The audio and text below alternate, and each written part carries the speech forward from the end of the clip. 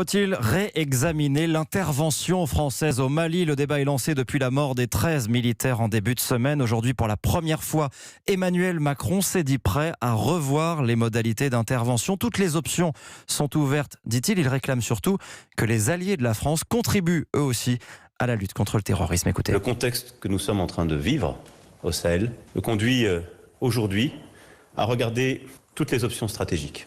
J'ai tenu hier une première réunion et les prochaines semaines seront consacrées à un travail en profondeur que j'ai demandé au gouvernement et à nos armées pour regarder les modalités de notre intervention.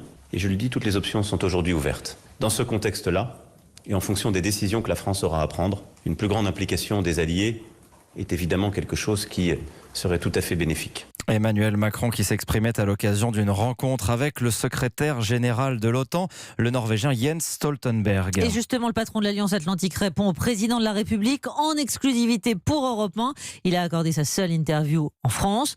Entretien enregistré avec Sonia Mabrouk. Et vous allez entendre sa réponse du tac au tac, alors même qu'on le sait, Emmanuel Macron a assumé ses propos sur l'OTAN qu'il dit en état de mort cérébrale.